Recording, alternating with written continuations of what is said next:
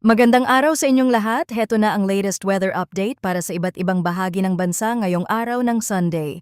Patuloy na lumalakas at lumalawak si Super Typhoon Bavi at ngayong araw inaasahan na ito ay magla-landfall sa Mariana Island bago tuluyang pumasok sa Philippine Area of Responsibility. Kung gusto mo naman lagi kang informed sa lagay ng panahon, huwag kalimutang mag-subscribe dito sa channel. Sa kasalukuyan, ang easterlies ang pangunahing nakaaapekto sa eastern sections ng Luzon at Visayas, habang sa malayong silangan ng bansa ay patuloy nating binabantayan ang isang napakalakas na bagyo sa labas pa ng Philippine Area of Responsibility. Ang bagyong ito ay si Super Typhoon Bavi at kahit may kalayuan pa ito sa Pilipinas, mahalagang pagtuunan na ito ng pansin dahil sa laki, lakas at lawak ng maaaring maging impluwensya nito sa panahon sa mga susunod na araw. Ngayong umaga, ang sentro ng Super Typhoon Bavi ay nakita sa layong 2,755 kilometers east of Eastern Visayas. Taglay nito ang maximum sustained winds na 205 kilometers per hour malapit sa gitna, may gustiness up to 250 kilometers per hour, at kumikilos ito westward sa bilis na 10 kilometers per hour.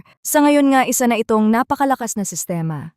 Bagamat wala pa ito sa loob ng ating teritoryo, hindi na ito simpleng bagyong pwedeng balewalain. Kapag ang isang super typhoon ay nasa ganitong lakas at nasa ganitong bahagi ng karagatan, mahalagang bantayan ang bawat galaw nito dahil kahit malayo pa, pwede na itong makaapekto sa daloy ng hangin at sa mas malawak na weather pattern sa rehiyon. Ngayon, unahin muna natin ang kasalukuyang lagay ng panahon sa loob ng bansa. Para sa Cagayan Valley, Bicol Region, Eastern Visayas, Aurora, Quezon at Dinagat Islands, inaasahan ang partly cloudy to cloudy skies with isolated rain showers or thunderstorms dulot ng easterlies. Meaning, ang hanging nagmumula sa silangan ang siyang naghahatid ng moisture papasok sa mga bahaging ito ng bansa. Dahil dito, pwedeng magsimula ang araw na medyo maaliwalas pero habang tumatagal at umiinit ang paligid, mas tumataas ang posibilidad ng pagbuo ng thunderstorm clouds. Kapag ang mga ulap na ito ay naging mas organisado sa isang lugar, pwede itong magdala ng biglaang ulan na maaring magdulot ng flash floods or landslides, lalo na kung severe ang thunderstorm. Sa Cagayan Valley, mahalagang tandaan na kahit isolated rain showers lamang ang forecast, hindi ibig sabihin nito na mahina agad ang magiging ulan. Ang ibig sabihin nito ay hindi pantay-pantay ang bagsak ng ulan sa buong rehiyon. Maaaring ang isang bayan ay makaranas ng maikling pero malakas na thunderstorm, habang ang karatig na lugar naman ay bahagyang maulap lamang. Kaya sa mga komunidad na malapit sa ilog, sa mga mabababang barangay at sa mga lugar na madalas bahain kapag may malakas na ulan sa maikling panahon, mahalagang manatiling alerto sa mga biglaang pagbabago ng panahon. Sa mga lugar namang malapit sa matataas at bulubunduking bahagi, hindi rin pwedeng ipagsawalang bahala ang posibilidad ng pagguho ng lupa lalo na kung tumagal ang pagbuhos ng ulan. Sa Bicol Region, ang easterlies ay pwedeng magdala ng mga ulap at thunderstorms na mas mararamdaman lalo na sa hapon at gabi. Ang mga rehiyong nakaharap sa silangan ay karaniwang kabilang sa mga unang nakakasalo ng moisture mula sa dagat. Kaya kahit hindi pa direktang naapektuhan ng malapitang bahagi ng isang bagyo, ang pagpasok ng mahalumigmig na hangin mula sa silangan ay sapat para magdulot ng pabago-bagong panahon. Sa mga lugar na malapit sa ilog, sa mga paanan ng bundok at sa mga komunidad na kilalang sensitibo sa malalakas na buhos ng ulan, mahalagang maging handa sa posibilidad ng flash floods at landslides kapag naging mas matindi ang thunderstorm sa isang particular na lugar.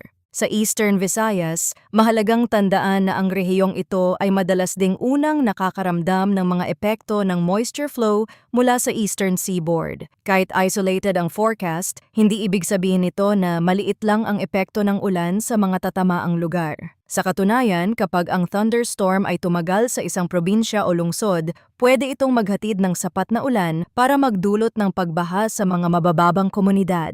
Sa mga lugar namang may matatarik na bahagi ng lupa at sa mga kalsadang malapit sa bundok, ang tuloy-tuloy na pagbasa ng paligid ay maaring magpalambot ng lupa at magpataas ng landslide risk. Kaya sa Eastern Visayas, mahalaga ang patuloy na pag-obserba sa kalangitan at sa bilis ng pagbabago ng panahon, lalo na sa hapon. Sa Aurora at Quezon, pareho rin ang mahalagang paalala dahil ang mga bahaging ito ay nasa silangang side ng Luzon at madaling makasalo ng hangin mula sa silangan, pwede silang makaranas ng isolated rain showers at thunderstorms lalo na kapag mas umiinit ang paligid sa maghapon. Sa mga lugar na may coastal communities, ilog, at mabababang bahagi ng lupa, ang biglaang buhos ay pwedeng magdulot ng mabilisang pagtaas ng tubig. Sa mga bahagi naman na may rolling terrain o may mga daang dumaraan sa paanan ng bundok, dapat ding maging maingat sa posibilidad ng pagguho ng lupa lalo na kung may mga naunang pag-ulan na rin sa nakalipas na mga araw. Para naman sa Metro Manila at sa rest of the country, ang inaasahang lagay ng panahon ay partly cloudy to cloudy skies with isolated rain showers or thunderstorms dulot ng localized thunderstorms, meaning sa mga bahaging ito ay hindi ang easterlies ang pangunahing sanhi ng ulan, kundi ang init sa maghapon, halumigmig sa hangin, at ang mabilis na pagbuo ng thunderstorm clouds sa hapon o gabi. Ito iyong klase ng panahon na madaling makapanlinlang. Maaaring maayos ang lagay ng kalangitan sa umaga at halos walang senyales ng ulan, pero pagsapit ng tanghali o hapon ay biglang kakapalang ulap at bubuhos ang malakas na ulan sa ilang bahagi ng lungsod o probinsya. Sa iba pang bahagi ng bansa, ang isolated rain showers at thunderstorms ay nangangahulugan na may mga lugar na pwedeng hindi makaranas ng ulan sa maghapon, habang ang iba naman ay pwedeng makaranas ng biglaang thunderstorm na may malakas na buhos. Kaya kahit hindi malawak ang sakop ng bawat thunderstorm, hindi pa rin dapat maliitin ang posibleng epekto nito sa mga lokalidad na tatamaan.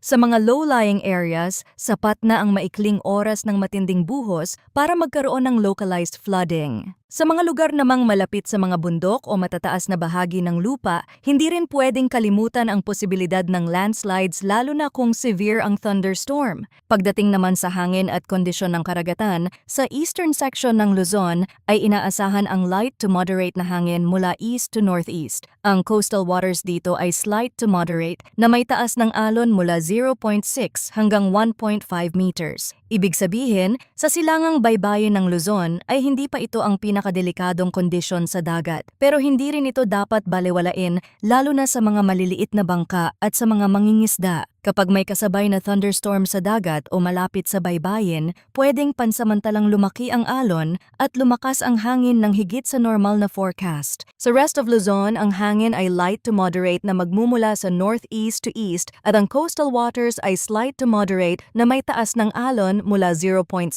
hanggang 1.5 meters. Sa Visayas at sa eastern section ng Mindanao, ang hangin ay light to moderate na magmumula sa northeast to northwest, habang ang coastal waters ay slight to moderate na may taas ng alon mula 0.6 hanggang 1.2 meters. Sa rest of Mindanao naman, ang hangin ay light to moderate na magmumula sa southwest to west at ang coastal waters ay nasa 0.6 hanggang 1.2 meters din. Sa pangkalahatan, hindi pa ito ang pinakamalalang sea condition sa bansa, pero gaya ng karaniwang paalala, ang aktual na kondisyon sa dagat ay pwedeng mabilis magbago kapag may kasabay na thunderstorm o biglaang pag-ihip ng mas malakas na hangin. Ngayon naman, pag-usapan natin ang latest tropical cyclone update. Si Super Typhoon Bavi ay patuloy nang nag-i-intensify at sa kasalukuyan habang ito ay kumikilos pa kanluran. Inaasahan na ito ay magla-landfall ngayong araw or sa Monday sa Mariana Island, ang unang lugar na makakaranas ng bagsik ng Super Typhoon na ito. Kahit may kalayuan pa ito sa bansa, ang ganitong klasing bagyo ay dapat nang bantayan ng mabuti dahil habang tinatahak nito ang malawak na bahagi ng Pacific Ocean, mas may pagkakataon itong mapanatili o madagdagan pa ang lakas nito. Kapag ang isang super typhoon ay nasa ganitong track at nasa ibabaw ng mainit na dagat, mahalagang bantayan ang bawat galaw nito dahil pwedeng magbago ang bilis, pwedeng magbago ang lawak ng impluwensya nito, at pwede ring magkaroon ng pagbabago sa direksyon habang lumalapit sa Western Pacific sector na mas malapit sa Pilipinas.